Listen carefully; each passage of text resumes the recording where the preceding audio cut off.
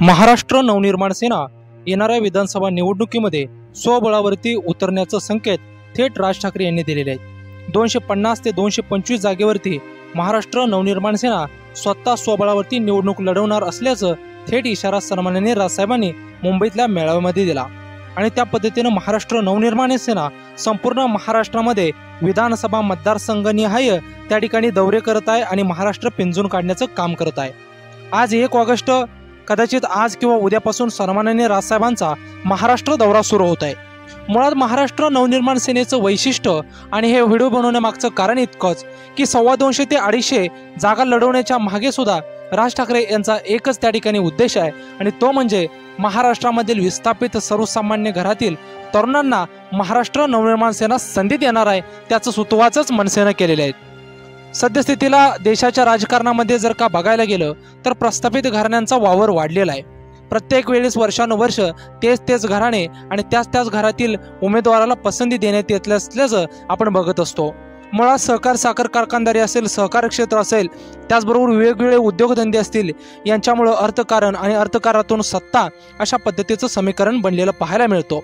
परंतु या सर्व समीकरणांना आव्हान देऊन, या सर्व समीकरणांना कुठेतरी बगल देऊन गोरगरिबांची, सर्वसामान्य सुशिक्षित तरुण चेहऱ्यांना महाराष्ट्राच्या राजकारणामध्ये आणून महाराष्ट्राच्या राजकारणामध्ये एक चांगल्या पद्धतीचा फोरम निर्माण जर का कोणी गेल्या 20 वर्षामध्ये करून दिला असेल तर तो महाराष्ट्र नवनिर्माण सेनेनं करून दिलेला आहे। अनेक विस्थापित सर्वसामान्य घरातील पोरं आज महाराष्ट्र नवनिर्माण सेनेच्या अनेक मोठमोठ्या पदावरती त्याचबरोबर पदाधिकारी आणि कार्य करत आहेत। त्यामध्ये सर्वात प्रथम आपण बघितलं असेल तर मनसेचे आमदार राजूदादा पाटील असतील, अविनाश जाधव जे की ठाणेचे जिल्हाध्यक्ष असतील, अत्यंत तरुण तडफदार चेहरा राज ठाकरे यांनी त्यांना संधी दिली आणि सद्यस्थितीला ठाणे पालघर जिल्हा अविनाश जाधव त्या ठिकाणी पिंजून काढत आहेत। त्याचबरोबर पश्चिम महाराष्ट्रामधील मनसेचे नेते, पंढरपूरचे नेते दिलीप बापू धोत्रे यांना सुद्धा पक्षाच्या पदाधिकारी पदापासून ते नेते पदापर्यंतचा प्रवास हा थक्क करणार आहे आणि ह्या प्रवासाला खऱ्या अर्थानं साथ आणि सोबत राहिली ती म्हणजे महाराष्ट्र नवनिर्माण सेनेची। त्याचबरोबर नवी मुंबईचे शहराध्यक्ष गजानन काळे असतील, अत्यंत साध्या एका शिक्षक भारती त्या ठिकाणी संघटनेपासून सुरू झालेला हा प्रवास आज ठाणे आणि त्याच्या आजूबाजूच्या अनेक शहरामध्ये गजानन काळे यांचं संघटन चांगल्या पद्धतीचं आहे। अभिजित पानसे असतील, त्याचबरोबर पुण्याचे शहराध्यक्ष साईनाथ बाबर असतील जे की हडपसरचे भावी आमदार म्हणून त्या ठिकाणी त्यांची चर्चा केली जाते। त्याचबरोबर महाराष्ट्रामध्ये अनेक ठिकाणी अशी कितीतरी नावं आहेत। संदीप देशपांडे असतील जे की राज ठाकरे यांच्या अत्यंत निकटवर्ती सद्यस्थितीला समजले जातात।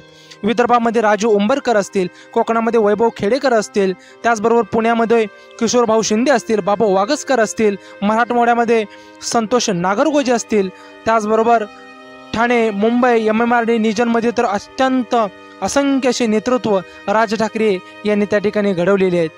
महाराष्ट्र नवनिर्माण सेने येणाऱ्या निवडणुकीमध्ये सुद्धा त्याच चेहऱ्यामध्ये संधी दिल्यास त्या ठिकाणी वावगं वाटायला नको। परंतु एक मात्र नक्की की सर्वसामान्य घरातील पोराला पदाधिकारी करून, महाराष्ट्र सैनिक करून त्याच पदाधिकाऱ्याला पुढे व्यासपीठ मिळवून देणारा आणि नेता बनवणारा एकमेव महाराष्ट्रामधील फोरम आहे आणि त्या फोरमचं नाव म्हणजे महाराष्ट्र नवनिर्माण सेना आणि त्या दिशा दाखवणाऱ्या नेतृत्वाचं नाव म्हणजे सन्माननीय राज ठाकरे। इतकंच म्हटलं तर वावगं ठरणार नाही। धन्यवाद।